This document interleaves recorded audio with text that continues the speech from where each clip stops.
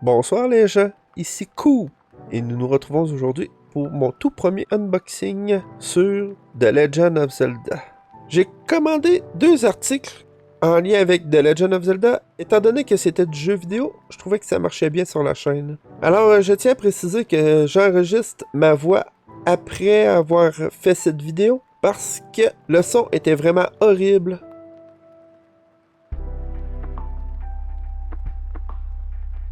Et je me suis fait une emmanchure qui tient mon téléphone, alors comme vous voyez, j'ai les mains libres. Et j'espère que ça brassera pas trop. Et je tiens à préciser aussi que je ne suis pas commandité par le site en question, mais que je vais mettre les liens des 2 articles dans la description, si jamais cela vous intéresse. J'ai décidé de faire cet unboxing parce que quand j'ai commandé les objets, le deuxième objet que je vais présenter, je n'ai trouvé aucune vidéo sur YouTube. Alors je me suis dit que j'allais présenter l'objet, étant donné qu'il n'y avait aucune vidéo sur YouTube.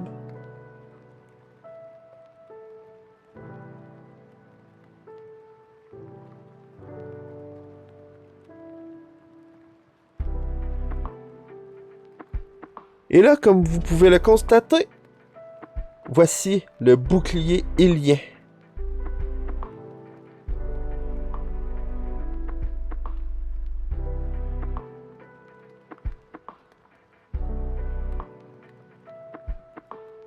Et vraiment, vous pouvez voir qu'il est très, très joli.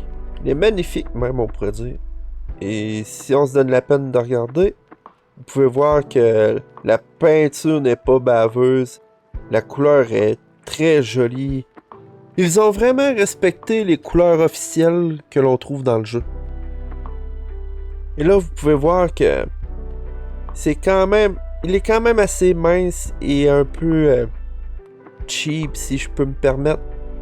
Mais il y a 2 versions de ce bouclier. Une version un peu plus petite. Et elle est vraiment, vraiment cheap, là. Vraiment, elle est pas solide. Elle est mince, mince, mince.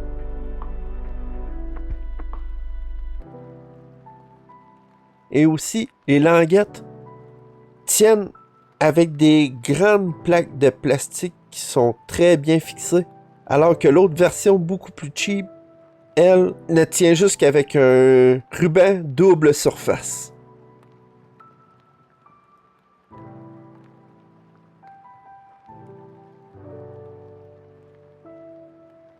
Et là, comme je précise dans la vidéo, je me dis, ah, je pourrais le remplir avec de l'époxy et installer une vraie poignée qui serait prise dans l'époxy. Ce qui fait que ça durcirait le bouclier et en même temps, ça le rendrait plus réaliste. Mais vraiment, côté qualité-prix, on s'en tire à peu près quoi entre 17 et 20 dollars américains. Alors, c'est quand même un très bel objet qui va très bien aller avec le deuxième objet que je vais vous présenter. Alors, commençons à déballer l'objet numéro 2. Et comme vous voyez, c'est une très longue boîte.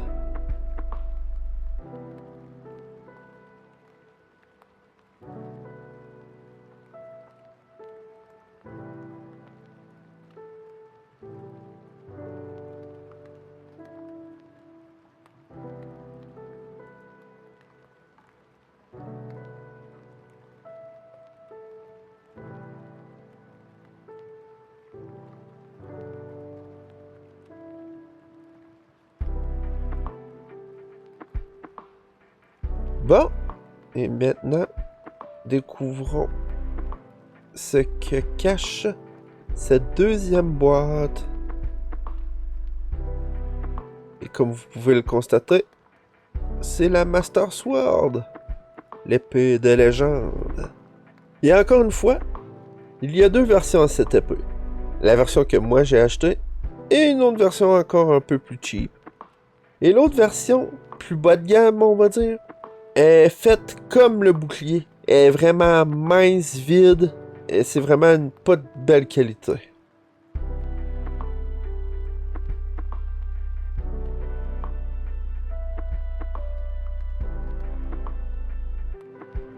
Et là, comme vous pouvez le constater, l'objet est quand même assez beau, résistant, mais ils se sont pas donné la peine de peinturer les côtés. Comme vous voyez, c'est encore violet.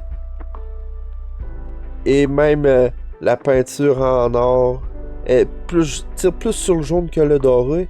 Et là aussi, comme vous voyez, le chromé, là il dépasse et le gros point chromé, lui, il est même pas tout bien peinturé. Et comme la sangle brune, ils se sont même pas donné la peine de peinturer.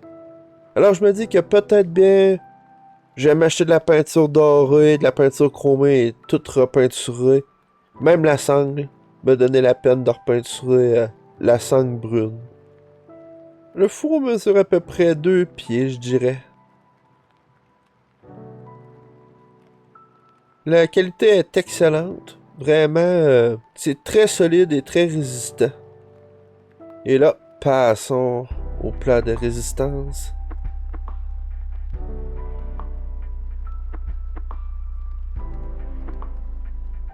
Vraiment, est très solide. La lame est solide, comme je dis. L'autre épée est vraiment molle. Et souvent, ce qui arrive, que j'ai vu dans un commentaire de l'autre épée, la lame casse ou la poignée. Mais celle-là, vraiment, elle est très solide. Elle est faite en plastique rigide. Et la particularité de cette lame, c'est qu'elle s'illumine. C'est très joli. On va regarder dans le noir. Vous êtes prêts? Oh.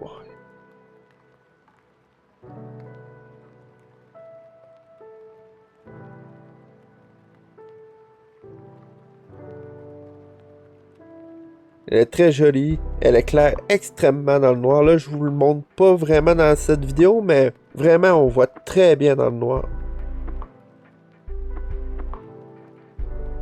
Et en plus, on voit très bien le renfoncement de la Triforce. Il est gravé à l'intérieur de la lame. Le seul défaut que je trouve un peu dommage, c'est qu'ici, on voit la lumière au travers de la poignée.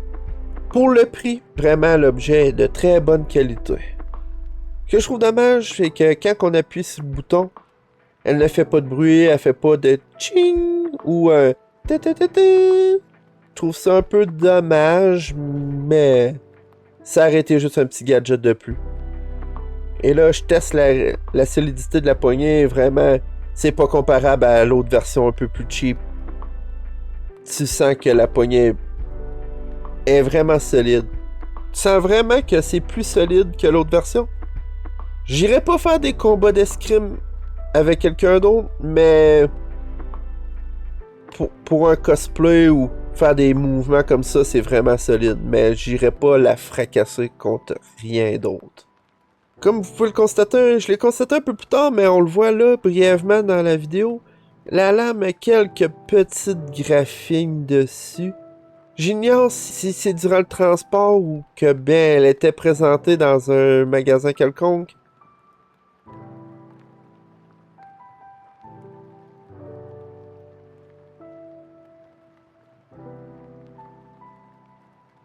Et elle rentre très bien dans le fourreau et le fourreau est extrêmement solide et ça donne un très beau rendu.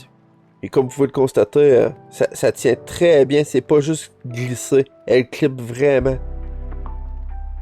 Alors, j'espère que vous avez apprécié ce tout nouveau unboxing sur la chaîne.